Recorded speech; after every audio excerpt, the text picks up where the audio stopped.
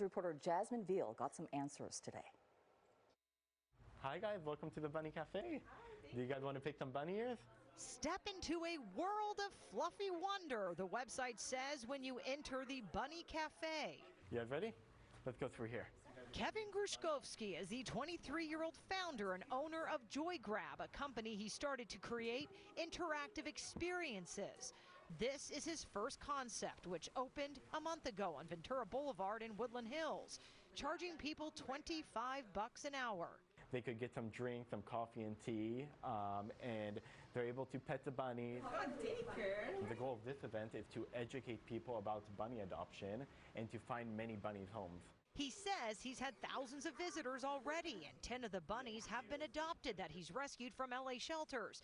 But some rabbit rescue groups are furious he's been allowed to do this. Anger is probably the word that comes first. In fact, the president of the Bunny World Foundation showed up Thursday to check out the cafe for the first time. No matter how much you polish it, it's still a torture chamber for animals who are literally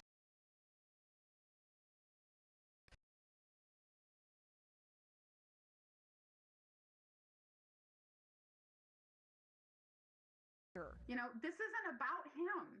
It's not. It's about the rabbits. He has to find some way to make money that doesn't exploit the rabbits. LA Animal Services says that a pet shop permit was approved for this place and that they are monitoring the cafe and they have investigated the allegations. Their last inspection here was a week ago. We've heard many allegations from that, and what I like to say is come in, come see the happiness of the bunnies.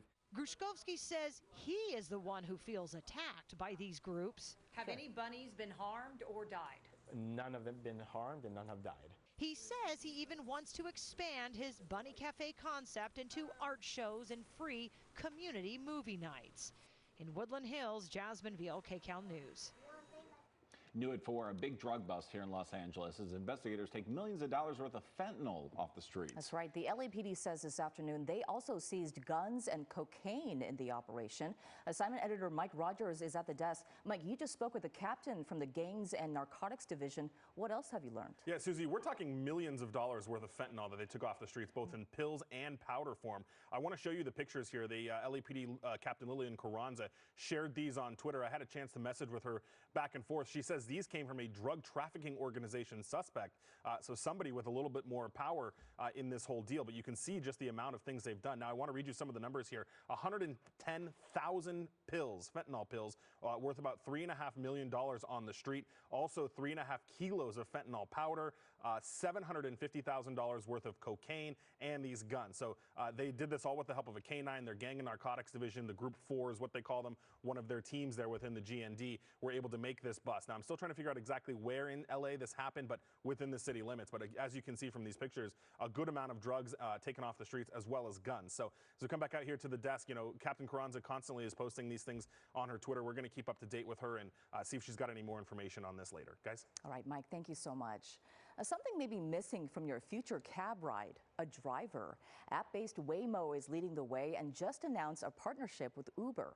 CBS News travel correspondent Chris Van Cleve climbs in for a driverless ride. Robert Stone and Sheila Zagloski are trying out Waymo's ride-hailing service that just expanded to include their Tempe, Arizona retirement community. Their car arrives without a person in the driver's seat. We love it. It's going to replace a car for us sooner than later. In 2018, CBS Mornings cameras were the first allowed to ride in a fully autonomous Waymo. Then the service was limited to a select few early adopters.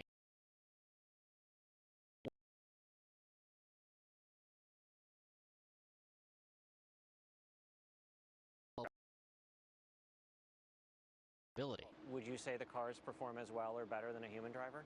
I would say that I really trust this technology and that when you're in the car, you feel entirely safe. In March, 68% of drivers told AAA they were afraid of autonomous vehicles, though truly self-driving cars are operating in only a handful of cities across the country. Journalist Tim Stevens covers the auto industry. Waymo has been given a lot of runway this far and a lot